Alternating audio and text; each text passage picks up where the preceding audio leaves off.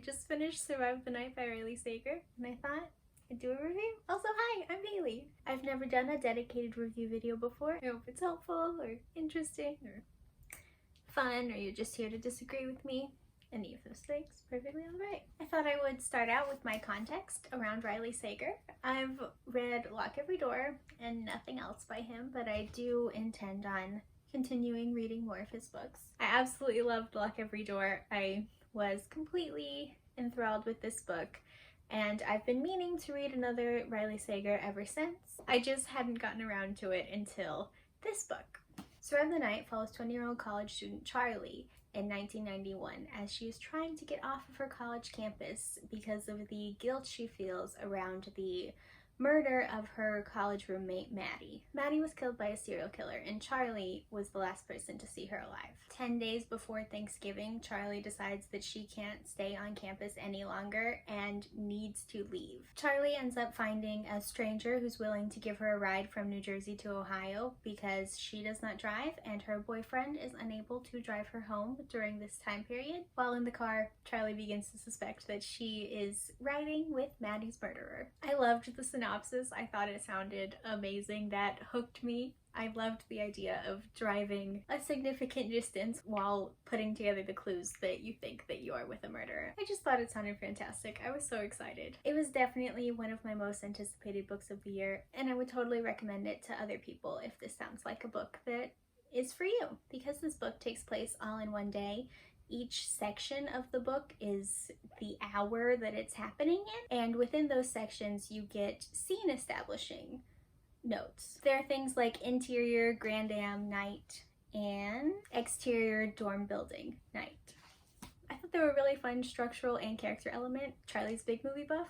We have a lot of movie references throughout the book. I'm gonna jump into the things that I didn't love about this book. I did like a lot about it, but there were a couple of things that I just didn't like. It's quite easy to get frustrated with the main character, Charlie. I think if you're the type of reader that wants to agree with the choices of the main character, this might not be for you. Charlie makes a lot of decisions that are slightly frustrating or a little bit confusing. I do think a lot of them make sense in the narrative.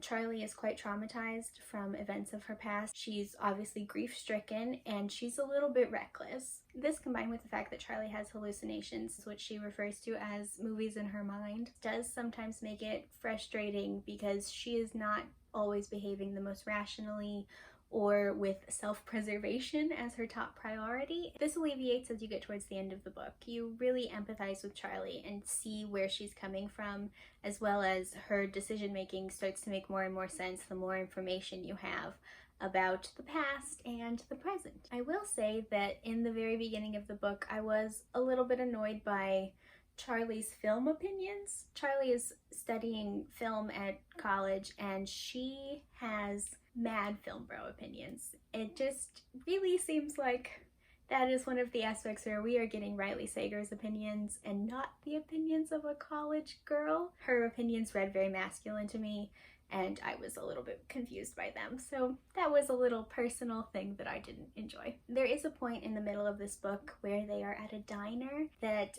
I almost put the book down. I was frustrated with Charlie. I was confused by the actions of some of the other players in the book. I just found the scene mind-numbing.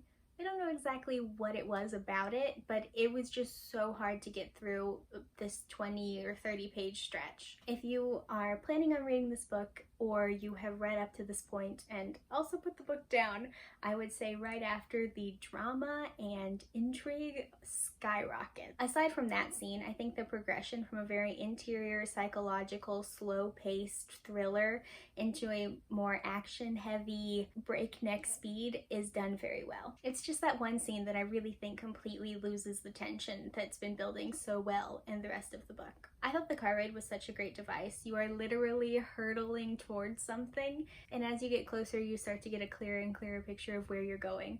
I thought it was done so well. The car ride really heightens the experience of tension and wanting to know what's coming. In regards to Charlie's mental health, I will say that seeking out reviews of people who also experience hallucinations or who know more about this is probably going to be more helpful for you. I did like the way that the book ended in regards to mental health. I had a little bit of a problem with one line towards the end of the book, but I don't think I can really mention without spoilers.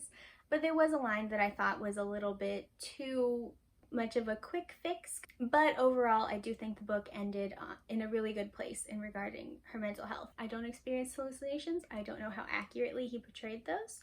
I really love the Living Well with Schizophrenia channel, and she has a great video on hallucinations that I'll link below if you want to learn more about the topic from somebody who actually experiences them. I don't think that he's written Charlie as someone with schizophrenia, but she does experience hallucinations throughout the book, which is why I thought that this video pairs well with the book. I really liked the way the backstory was handled in this book. I liked getting to see Charlie and Maddie's relationship before Maddie died. I thought that that provided such an interesting layer to the book. I liked that it was a little bit fraught, but it was still like a very close, loving friendship, and it made it just all the more heartbreaking to read. Something I really liked about Charlie's emotional arc is the way that Sager wrote rage. She starts out the book very despondent and disconnected from how she's feeling and what she wants to do about that, except that she wants to go home. But throughout the book, Charlie really embraces anger and rage and wants to act upon those feelings in a way that I thought was done very well. There were plenty of parts of the story where Charlie could have been much more delicate, much more meek, and much less action-oriented. Even when her actions were a little bit frustrating, I did like that Charlie was very active in this story, especially as we progress. And I really liked where we ended on the rage note. I liked the symmetry of it, and I thought it was very fun. I will say I did guess the twist. There are many, obviously. It's a mystery thriller. They are notoriously full of twists and turns.